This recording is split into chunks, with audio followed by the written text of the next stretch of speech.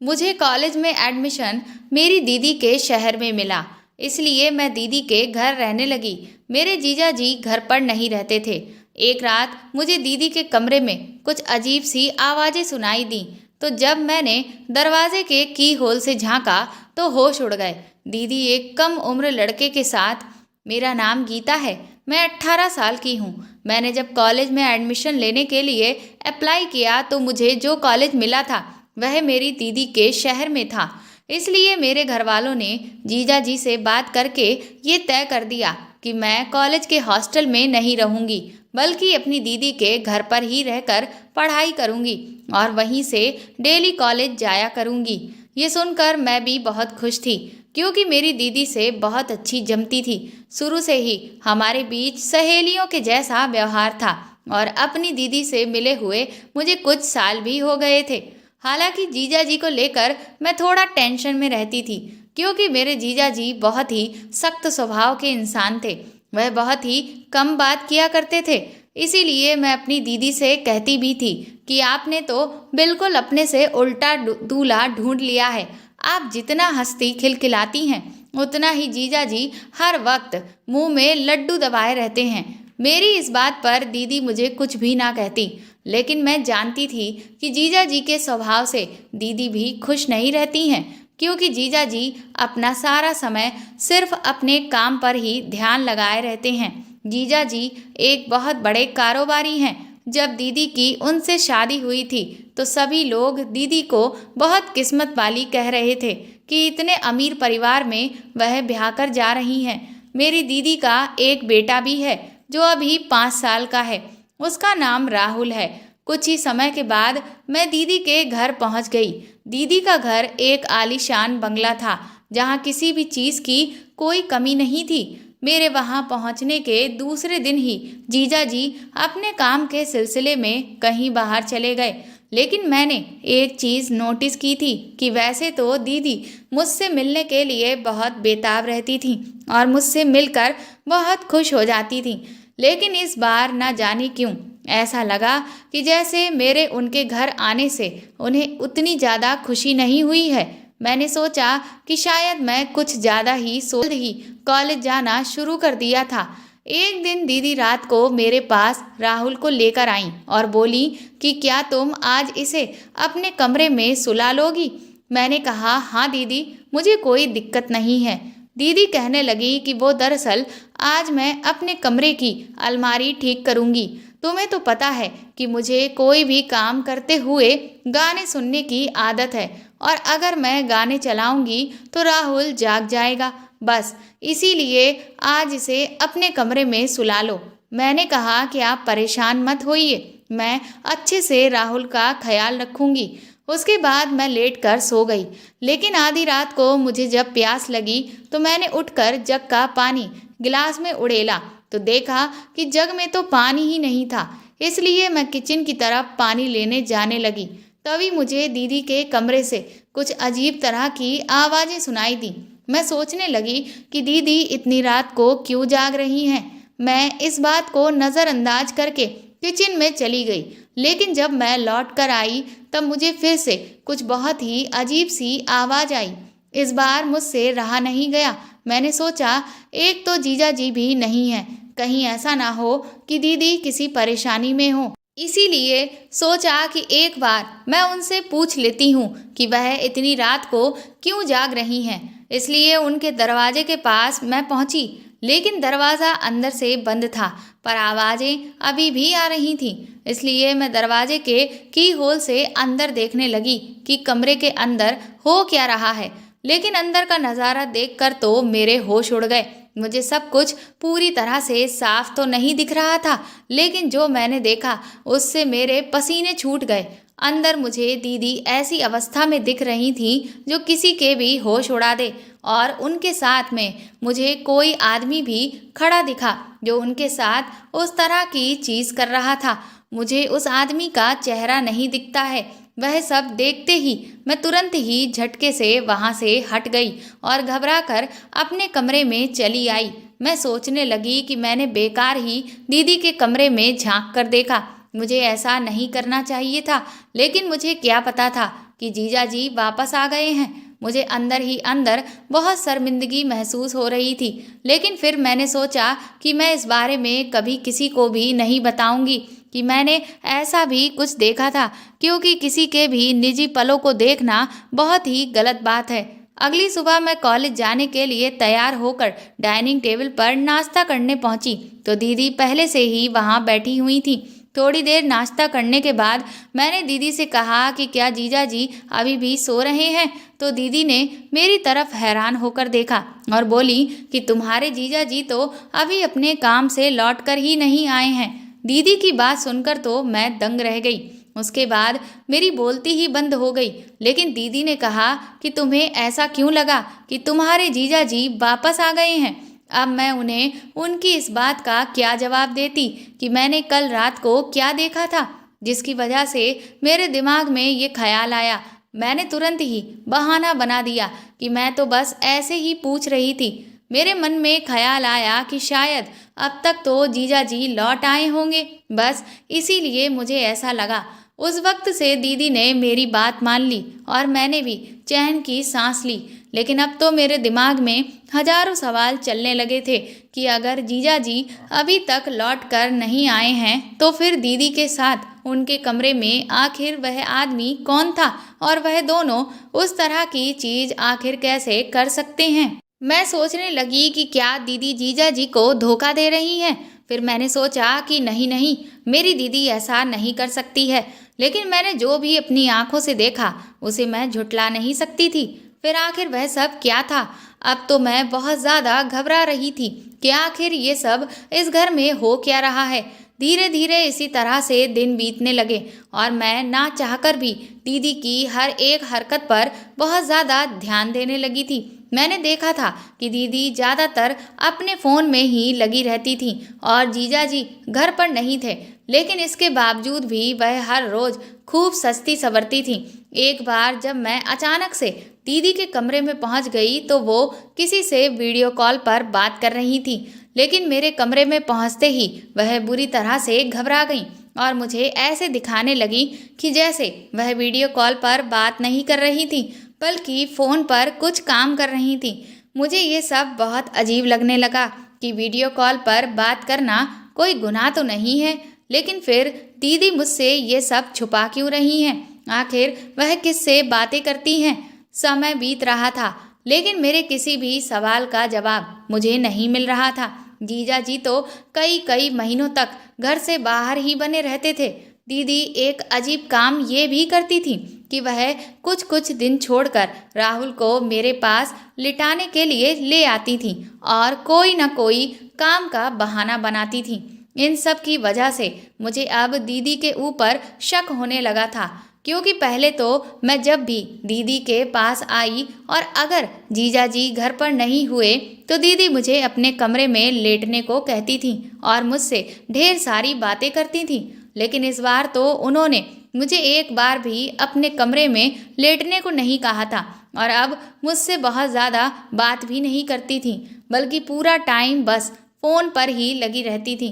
कुछ टाइम बाद मेरे कॉलेज के एग्ज़ाम हो गए और मेरी छुट्टियां शुरू हो गईं, तो मम्मी का फ़ोन आया और उन्होंने कहा कि वह नानी के घर जा रही हैं, इसीलिए मैं और दीदी भी वहीं से नानी के घर पहुंच जाएं।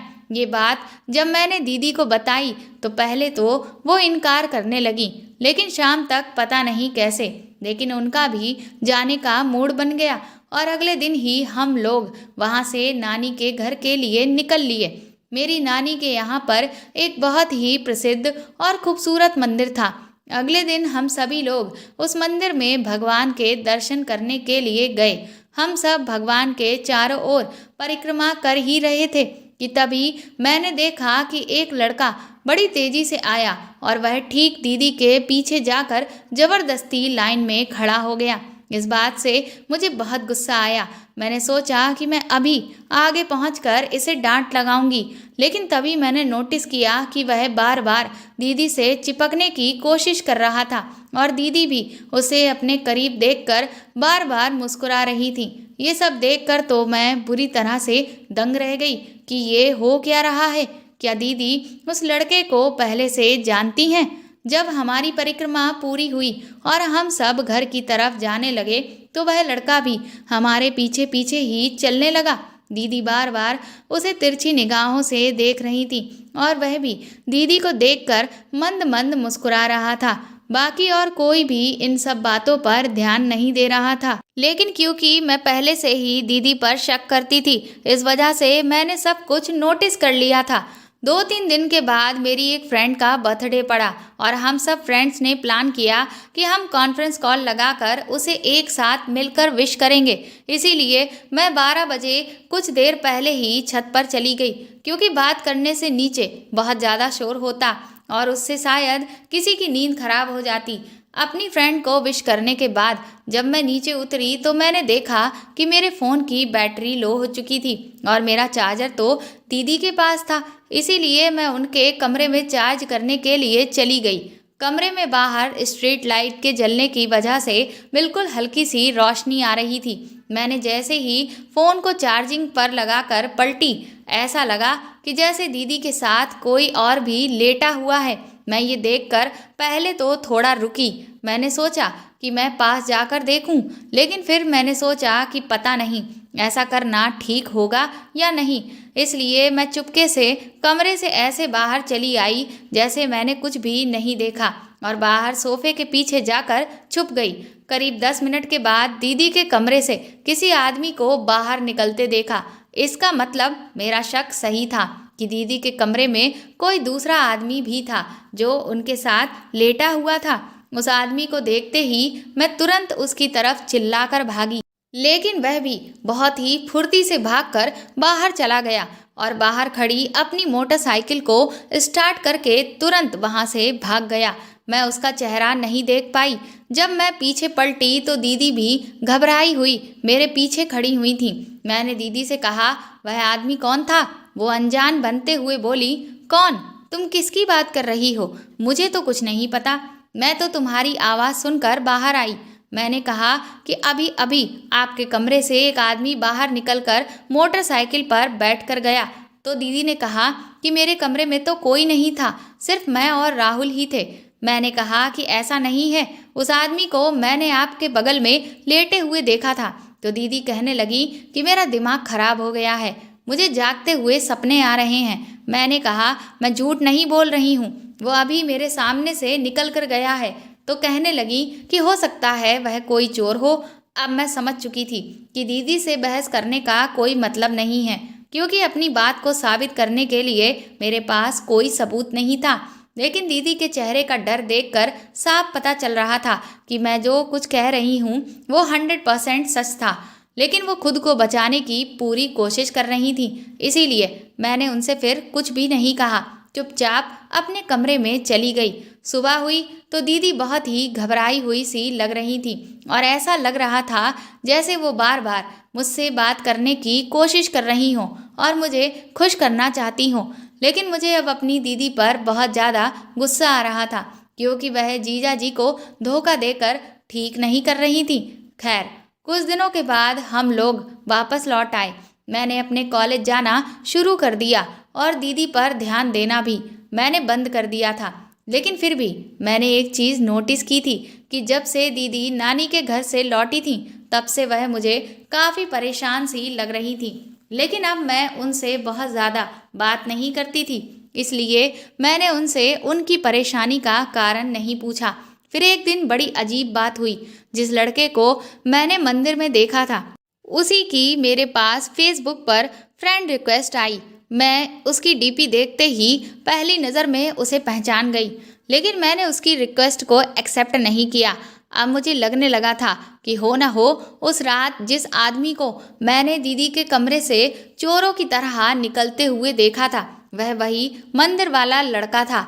2-3 दिन के बाद ही जब मैं कॉलेज से लौट के आई तो मेरे पास एक किसी अननोन नंबर से कॉल आया। उसने मुझसे कहा कि वह दीदी से यानी पूनम से बात करना चाहता है। तो मैंने कहा कि आप कौन बोल रहे हैं? तो कहने लगा कि तुम अपनी दीदी को फ़ोन तो दो, वो खुद ब खुद मुझे पहचान जाएंगी। मुझे लगा कि होगा कोई दीदी की पहचान वाला, इसीलिए मैंने जाकर दीदी को फ़ोन पकड़ा दिया। दीदी मुझे कहने लगी कि तुम्हारे फ़ोन पर आखिर मेरा किसका फ़ोन आ गया। तो मैंने कहा कि मुझे नहीं पता। मैंने उससे पूछा पर वो कह रहा है कि आप उसे खुद ही पहचान जाएंगी।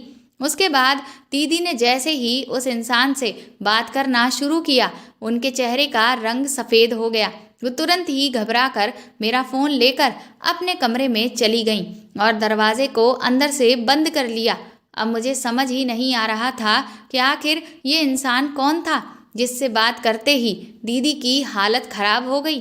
थोड़ी देर के बाद जब दीदी अपने कमरे से निकल कर आईं तो वह बहुत ही डरी हुई लग रही थी और मुझसे कहने लगी कि अभी जिस नंबर से तुम्हारे पास फ़ोन आया है उसे अभी के अभी ब्लॉक कर दो।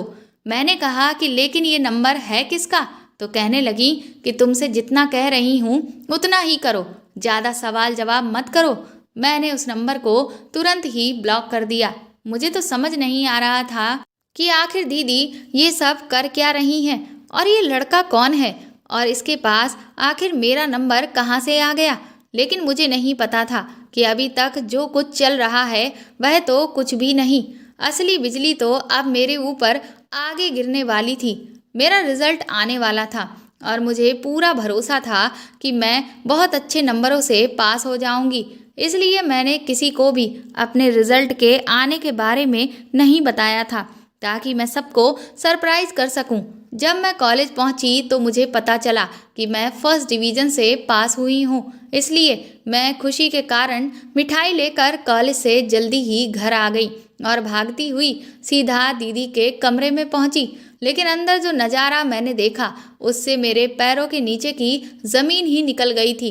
मैंने देखा कि दीदी बेड पर बैठी हुई थी और उनके हाथों में ढेर सारी गोलियां थीं जिन्हें उन्होंने एक साथ अपने मुंह में डाल दिया और पानी का घूंट भरकर उन्हें खाने वाली थी कि मैं तुरंत ही आगे बढ़ी और मैंने उन्हें कस के धक्का दिया और उनका मुंह पकड़कर उनके मुंह से गोलियों को जबरदस्ती निकलवाया। इस सब ने तो मेरी जान निकाल कर रख दी थी। जब सारी गोलियां दीदी के मुंह से निकल चुकी थीं तब जाकर मैंने कहीं चैन की सांस ली।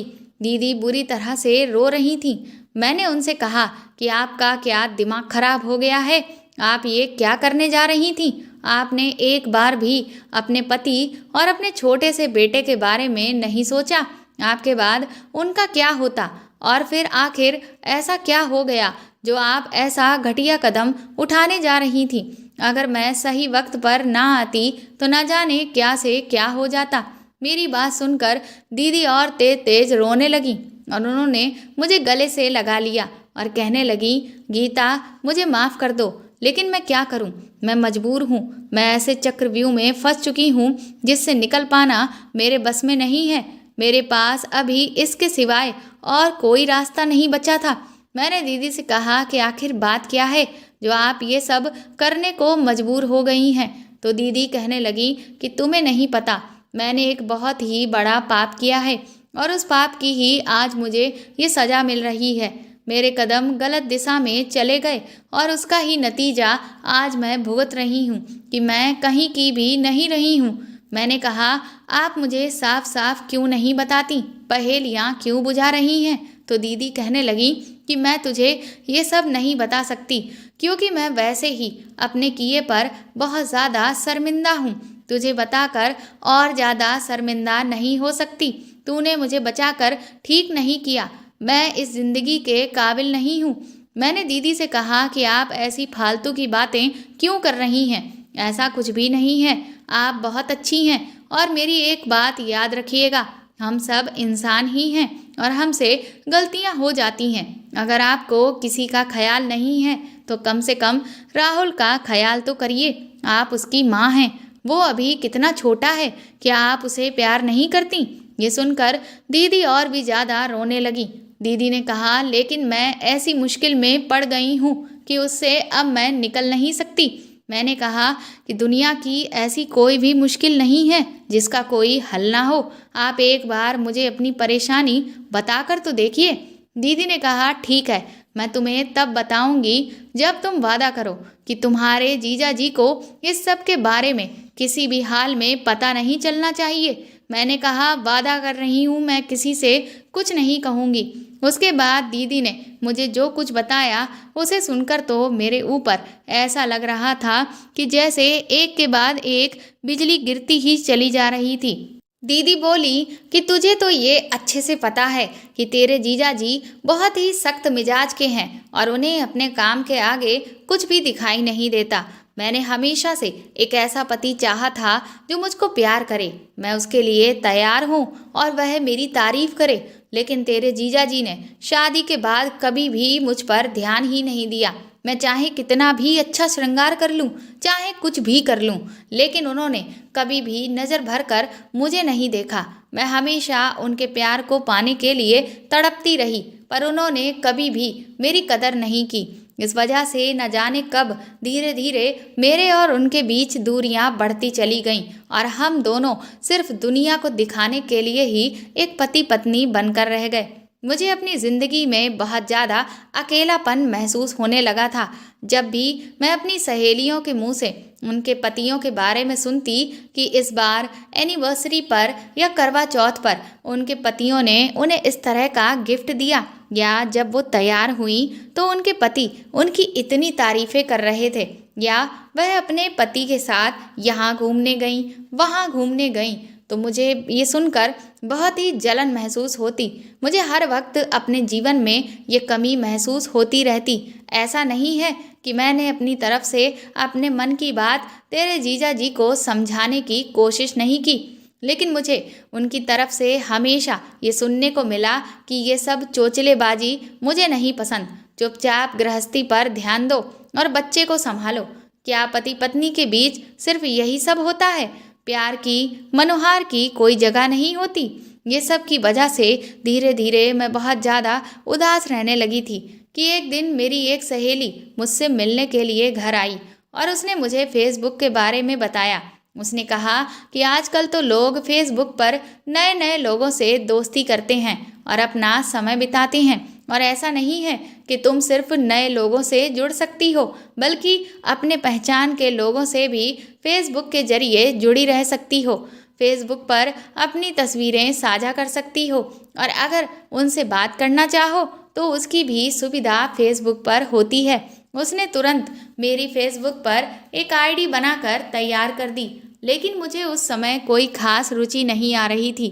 शाम को ही मेरे फ़ोन पर फेसबुक के नोटिफिकेशन की रिंगटोन बजी। मैंने जब देखा तो किसी एक लड़के की फ्रेंड रिक्वेस्ट पड़ी हुई थी। मैंने उसे देखकर नज़रअंदाज कर दिया। जब रात को मैं सारा काम निपटा कर फ़ोन लेकर बैठी तो मैंने देखा कि उस लड़के ने मुझे बहुत सारे फेसबुक पर मैसेज कर रखे थे, जिनमें उसने लिखा था कि मैडम, आप रिक्वेस्ट एक्सेप्ट करने में इतनी देर क्यों लगा रही हैं? क्या आपको मुझसे दोस्ती करने में रुचि नहीं है, या फिर आप भाव खा रही हैं? मैंने उसके मैसेजेस को पढ़कर भी उनका कोई रिप्लाई नहीं दिया। अगले दिन दोपहर को मेरे फ़ोन में जब बहुत सारे नोटिफिकेशन आए तो मैंने फेसबुक ओपन करके देखा तो उसी लड़के ने मुझे मैसेज कर रखे थे। उसने लिखा था कि अच्छी बात है जो आप मेरी रिक्वेस्ट एक्सेप्ट करने में इतना समय लगा रही हैं। खूबसूरत लोगों को पूरा हक बनता है कि वह अपने चाहने वालों को इंतज़ार करवाएं। उसकी बात पढ़कर मैं सोचने लगी कि क्या वाकई में मैं खूबसूरत हूँ, क्योंकि शादी के बाद तो मेरे अंदर से ये ख्याल ही कहीं खो गया था। उस दिन भी मैंने उसके एक भी मैसेजेस का जवाब नहीं दिया, लेकिन वो हर रोज़ मुझे लगातार मैसेज करता रहा जिसमें मुझे रिक्वेस्ट करता कि मैं उसकी फ्रेंड रिक्वेस्ट एक्सेप्ट कर लूँ, क्योंकि मैं उसे बहुत अच्छी लगती हूँ और एक अच्छा दोस्त तो हर कोई अपने जीवन में चाहता है। उसके अलावा न जाने वह मेरी कितनी तारीफ़ें करता। फिर एक दिन मैंने सोचा कि बेचारा हर रोज़ मुझे मैसेजेस करता है और मैं हूँ कि इसकी रिक्वेस्ट एक्सेप्ट नहीं करती, इसलिए मैंने तरस खाकर उसकी फ्रेंड रिक्वेस्ट एक्सेप्ट कर ली। उसका नाम राजीव था। शुरुआत में तो हमारे बीच सिर्फ नॉर्मल ही बातचीत हुई। वो अक्सर मेरी हर बात में तारीफ़ करता और मुझसे कहता कि मैं दिखने में बहुत ही सुंदर हूँ। उसकी बातों में न जाने कौन सा जादू था कि उससे बात करके मुझे धीरे धीरे अच्छा लगने लगा और फिर तो जैसे उसे हर बात बताने की मेरी आदत सी हो गई। उसे न जाने कैसे मेरे मूड का पता चल जाता था कि कब मैं उदास हूँ या कब मैं परेशान हूँ। वह मेरे बात करने के अंदाज से एक बार में ही मेरे मन की बात समझ लेता था। ये देखकर मैं बहुत हैरान रह जाती थी कि मेरी परेशानी जो मेरे पति सामने है उनको तक नहीं दिख रही, लेकिन ये लड़का जो मुझसे इतनी दूर बैठा हुआ है मेरे बात करने के अंदाज से ही मेरे मन के सारे हाल को बयां कर देता है। अगर कभी मुझे चोट लग जाती तो तुम्हारे जीजा जी को तो मेरे किसी भी दर्द या तकलीफ से कोई फर्क नहीं पड़ता था, लेकिन अगर उसे मैं अपनी तकलीफ के बारे में बताती तो वह बेहाल हो जाता और मुझे बार बार खुद का ख्याल रखने के लिए कहता। इसी बीच करवा चौथ पड़ा और मैं तुम्हारे जीजा जी के लिए बहुत अच्छे से तैयार हुई, लेकिन तुम्हारे जीजा जी से कहने के बावजूद भी वह उस दिन अपने ऑफिस से जल्दी लौट कर नहीं आए। मैं भूखी प्यासी उदास बैठी उनका इंतजार कर रही थी कि तभी उस लड़के का फेसबुक पर वीडियो कॉल आने लगा। मैंने वीडियो कॉल उठाई तो वो खुश होकर मुझसे बोला कि मैं आपको एक बार देखना चाहता था, बस इसीलिए मैंने आपको कॉल किया। मैं जानता हूँ कि इस वक्त आप बिजी होंगी, लेकिन क्या करूँ, मैं अपने मन को समझा नहीं पा रहा था। मैंने उससे कहा कि नहीं, मैं इस वक्त बिजी नहीं हूँ। तो कहने लगा, और सर ने आपको करवा चौथ पर क्या गिफ्ट दिया? उसकी ये बात सुनकर जैसे मेरे दिल में दबा हुआ दर्द मेरी आंखों से बहने लगा। वह मुझे रोता हुआ देखकर बुरी तरह से परेशान हो गया और पूछने लगा कि आखिर बात क्या है। तो मैंने उसे सब कुछ बता दिया कि मैं भूखी प्यासी इनका इंतज़ार कर रही हूँ, लेकिन ये अभी तक नहीं आए। ये सुनकर वो नाराज होने लगा कि सर को आपकी बिल्कुल कदर ही नहीं है, न जाने कैसे इंसान है वह। मेरी बीवी अगर इतनी सुंदर होती तो मैं तो उसे पलकों पर बिठा कर रखता, लेकिन सर हैं कि आप पर बिल्कुल ध्यान ही नहीं देते। कम से कम आज के दिन तो उन्हें आपका ख्याल होना चाहिए। आप न जाने कब से भूखी प्यासी बैठी हैं। वो मुझसे बोला, लेकिन आप अपने मन को उदास मत करिए, मेरी खातिर एक बार मुस्कुरा दीजिए। मैंने उससे कहा कि मेरा बिल्कुल भी मुस्कुराने का मन नहीं है। तो कहने लगा कि सच में आज भी सर ने आपका मूड खराब कर दिया। मैंने उससे कहा, तुम तो बड़े ही रोमांटिक पति हो। तो कहने लगा, और क्या, आपने मुझे क्या समझ रखा है, मैं आपके सर की तरह थोड़ी ना हूँ। फिर वह मुझे शरारत भरे लहजे में बोला कि इसीलिए तो मैंने आपको कॉल किया। मैंने सोचा कि हर कोई उस चांद को देख रहा है तो मैं भी तो अपने चांद को देख लूं। उसकी बात सुनकर न जाने क्यों लेकिन मेरे चेहरे पर मुस्कुराहट आ गई और वह भी खुश होकर बोला, अरे वाह, मेरा चांद मुस्कुराते हुए कितना हसीन लग रहा है। मैंने उसे डांटते हुए कहा कि तुम मुझसे इस तरह की बातें मत किया करो। तो कहने लगा, क्यों, क्या आपको मेरी ये बातें अच्छी नहीं लगती? मैंने कहा, क्योंकि तुम मुझसे बहुत छोटे हो। तो कहने लगा कि छोटा बड़ा क्या होता है, पसंद तो आखिर पसंद ही होती है। मैंने उसे समझाने की बहुत कोशिश की, लेकिन वह मेरी बात मान ही नहीं रहा था और फिर उसने मुझे प्रपोज कर दिया, जिसे सुनकर मेरे होश उड़ गए। मुझे उस वक्त समझ ही नहीं आया कि आखिर ये अचानक से क्या हो गया। वह कहने लगा कि वह मुझे चाहता है और मुझे तुम्हारे जीजा जी को छोड़ने के लिए कहने लगा। मैंने उसे कहा कि तुम मुझे गलत समझ रहे हो। तो बोला कि आखिर इस सब में बुराई ही क्या है, मैं आपको सच्चे दिल से प्यार करता हूँ और आप मुझे जब मैंने देखा कि वह मेरी कोई बात समझने को तैयार ही नहीं है तो मैं फ़ोन स्विच ऑफ करके रख दिया। उस दिन तुम्हारे जीजा जी करीब रात के 2 बजे तक लौट कर आए और बस उन्होंने एक फॉर्मेलिटी के तहत मुझे पानी पिलाकर आराम से लेट कर सो गए। उस दिन भी उन्होंने मेरी तरफ एक नज़र भी नहीं देखा। उनकी इस बेरुखी से मैं बहुत ज़्यादा दुखी हो गई थी। लेकिन उस रात मैं राजीव के प्रपोज़ल के बारे में सोचती रही। 3 दिन तक मैंने अपने फ़ोन को ऑन नहीं किया, लेकिन ये मैं ही जानती थी कि 3 दिन तक मैं खुद पर कितनी मुश्किल से कंट्रोल कर पाई। न जाने क्यों, लेकिन मैं भी उस लड़के की तरफ अब आकर्षित होने लगी थी। इसलिए 3 दिन के इंतज़ार के बाद मैं खुद से ही जब फ़ोन ऑन किया तो उसके इतने सारे मैसेजेस पड़े हुए थे कि क्या बताऊं। और मैसेजेस को पढ़कर लग रहा था कि मेरी फ़िक्र और दूरी में वह पागल हुआ जा रहा है। मेरे लिए कोई इस हद तक दीवाना हो सकता है, मैंने कभी सोचा भी नहीं था। ये देखकर मुझे बहुत ही खुशी महसूस होने लगी। थोड़ी देर के बाद उसका मेरे पास मैसेज आया कि थैंक गॉड आपने अपना फ़ोन ऑन कर लिया, वरना मुझे तो लगा कि मैं शायद आपके इंतज़ार में ही मर जाऊंगा। मैं उससे कहा कि तुम ऐसी बातें क्यों कर रहे हो। उस दिन के बाद से हमारे बीच बातचीत का जो तरीका था वह बिल्कुल ही बदल गया था। मुझे वह पसंद आने लगा था और मुझे भी ये लगने लगा कि तुम्हारे जीजा जी के साथ रहकर मैं कभी खुश नहीं रह पाऊंगी। इसलिए मैं भी उसकी तरफ खिंचती चली गई। उसने मुझे अपने बारे में सब कुछ बता दिया था और मेरे बारे में भी सब कुछ जान लिया था। इसलिए एक दिन अचानक ही वह मेरे घर आ गया। उसे देखकर मैं बुरी तरह से घबरा गई। लेकिन उस दिन तुम्हारे जीजा जी घर पर नहीं थे। हमने साथ में बहुत अच्छा समय बिताया। मुझे जो खुशी उसके साथ मिली थी वह इससे पहले कभी भी नहीं मिली। फिर तो वो अक्सर ही घर आने लगा और हमने अपनी हदें पार कर दी। जब हम लोग नानी के घर गए थे तो वहाँ मंदिर में भगवान के दर्शन के वक्त भी वह मुझसे मिलने आया था और जिस इंसान को रात को तुमने कमरे से बाहर निकलते देखा था वह और कोई नहीं, वही था। मैं पूरी तरह से उसके प्यार में पड़ चुकी थी और उससे शादी करने का मन बना चुकी थी। लेकिन मुझे नहीं पता था कि वह एक बहुत बड़ा धोखेबाज है। इस सब के बीच में वो मुझे थोड़े बहुत पैसे भी लेता रहा। मैं उसके प्यार में थी, इसीलिए कभी उससे कोई सवाल नहीं किया। लेकिन जब हम नानी के घर से लौट के आए तो उसने मेरे सामने जो शर्त रख दी उसे सुनकर तो मैं दंग रह गई। मैंने दीदी से कहा कि आखिर उसने ऐसी कौन सी शर्त रख दी। तो दीदी ने कहा कि अब वह जो कुछ भी अभी तक मेरे साथ करता आया था वही सब तुम्हारे साथ करना चाहता है। ये सुनकर तो मेरे होश उड़ गए। दीदी ने कहा कि मैंने जब उसे खरी खोटी सुनाई और उसे कहा कि आज के बाद वो मुझे फ़ोन ना करे तो उसने न जाने कहाँ से तुम्हारा नंबर निकाल लिया और तुम्हारे फ़ोन पर फ़ोन कर दिया। मुझे लगा था कि मैं अगर अपना फ़ोन स्विच ऑफ करके रखूँगी तो मेरा उससे पीछा छूट जाएगा, लेकिन मैं गलत थी।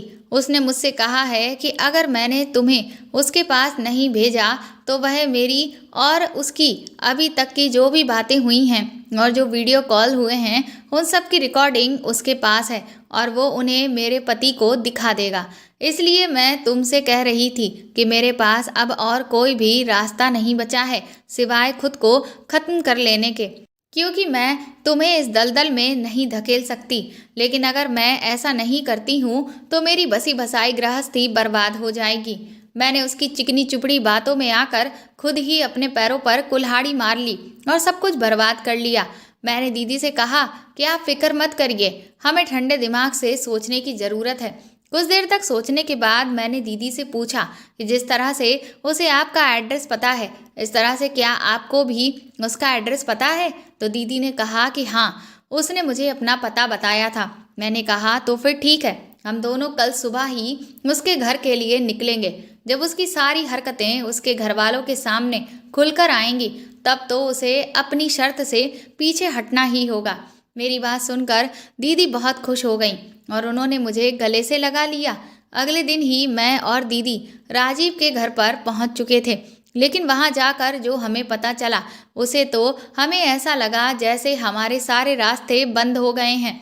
राजीव के परिवार ने बताया कि उन्होंने कुछ साल पहले अपने बेटे से सारे रिश्ते खत्म कर दिए क्योंकि उसकी हरकतें बहुत ही गिरती चली जा रही थीं। वह न जाने कितनी औरतों को अपने प्यार के जाल में फंसाकर उनसे पैसे ऐंठता था, जिसकी वजह से कई औरतों ने उसके खिलाफ रिपोर्ट दर्ज करवा दी थी, जिससे हमारी बहुत बदनामी हो रही थी और हम लोग भी उसकी हरकतों से तंग आ चुके थे।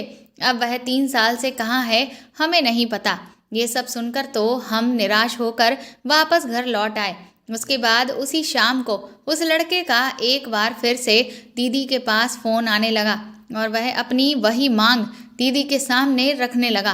दीदी बेचारी उसके सामने रोने लगी और गिड़गिड़ाने लगी, लेकिन वो कुछ भी सुनने को तैयार ही नहीं था। मैंने दीदी से कहा कि आप उसे कह दीजिए कि हम उसकी मांग पूरी करने के लिए तैयार हैं। दीदी हैरान होकर मेरी तरफ देख रही थी। उन्होंने कहा कि क्या तुम पागल हो गई हो? मैंने तुरंत ही उस लड़के से कहा कि तुम जगह बताओ कि मुझे कहाँ पर आना है, मैं वहीं पहुँच जाऊँगी। उसने मुझे पहुंचने वाली जगह का नाम और समय बता दिया और खुश होकर फ़ोन को रख दिया। दीदी हैरानगी से मेरा चेहरा देख रही थी। उन्होंने कहा कि क्या तुम्हारा दिमाग खराब हो गया है? मैं तो अपनी ज़िंदगी बर्बाद कर ही चुकी हूँ। तुम भी अपनी ज़िंदगी को बर्बाद करने पर क्यों तुली हुई हो? मैंने कहा कि अब हमारे सामने कोई भी रास्ता नहीं है। अगले दिन मैं तैयार होकर राजीव की बताई हुई जगह पर जाने लगी तो दीदी ने कहा कि मैं तुम्हें नहीं जाने दूंगी।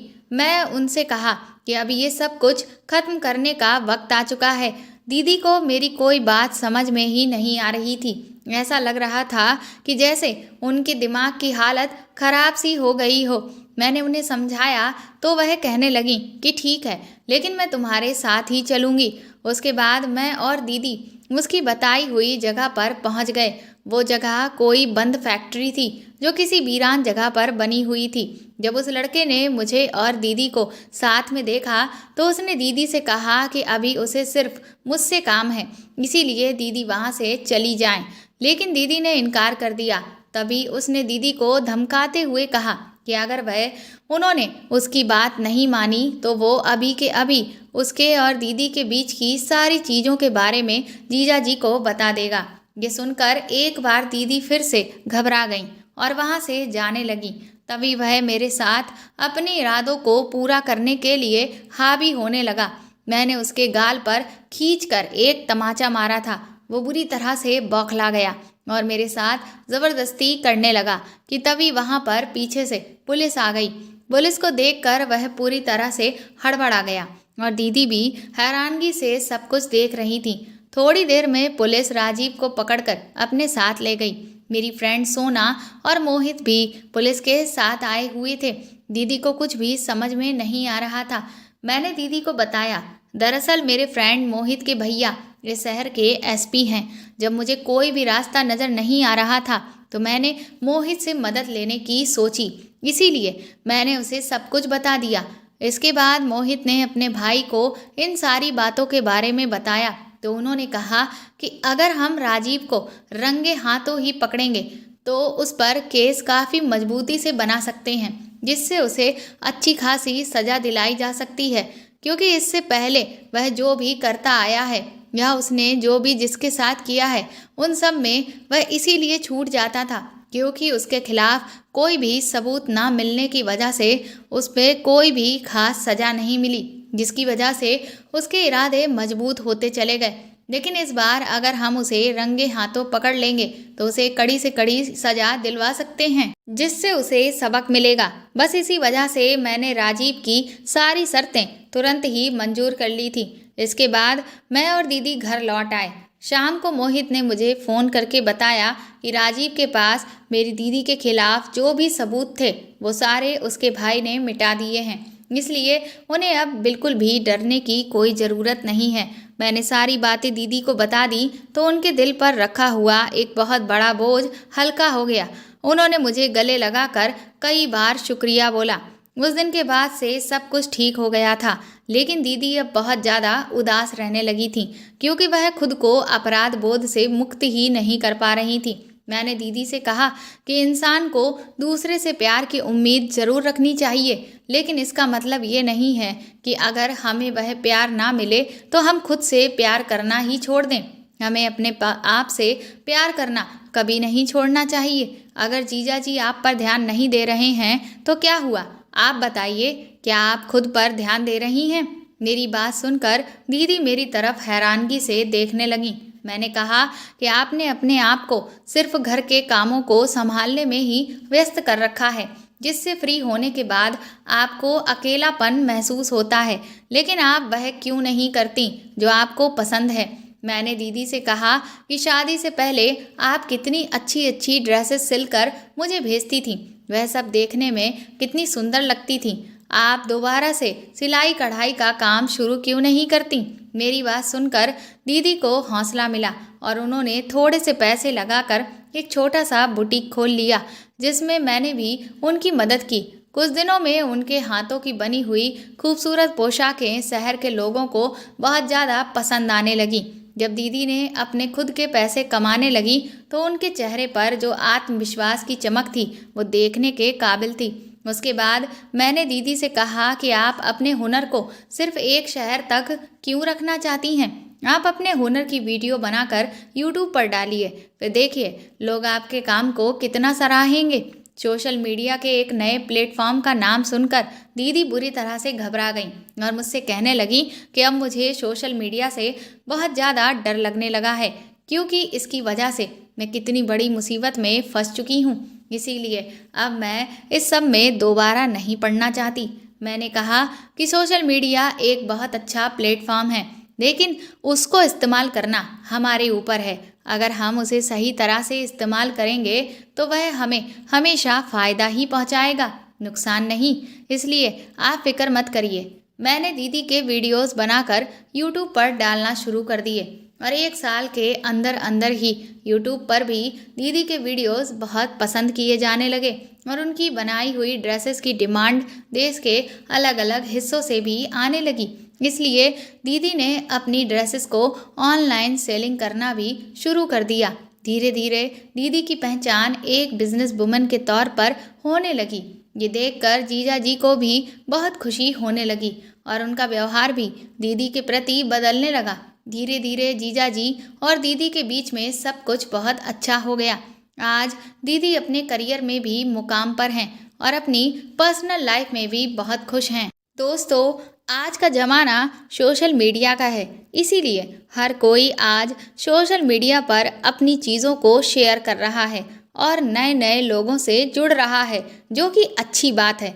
लेकिन कई बार सोशल मीडिया के प्लेटफॉर्म्स हमारे लिए बड़ी मुसीबत भी बन जाते हैं, क्योंकि हम उन पर नए नए लोगों से मिलते हैं और उन नए लोगों में ये ज़रूरी नहीं कि सामने वाला इंसान अच्छा ही हो, क्योंकि इन प्लेटफॉर्म्स पर अगर अच्छे लोग हैं तो बुरे लोग भी हैं। इसीलिए इन सब बातों का हमें हमेशा ध्यान रखना चाहिए और कभी भी किसी के ऊपर विश्वास नहीं करना चाहिए, क्योंकि कई बार जब किसी इंसान से हम हर रोज़ भी मिल रहे होते हैं, उसके बाद भी हम उसके व्यवहार को अच्छे से समझ नहीं पाते, तो फिर सिर्फ मैसेजेस के द्वारा किसी से बात करके हम किसी की नीयत के बारे में कैसे समझ सकते हैं।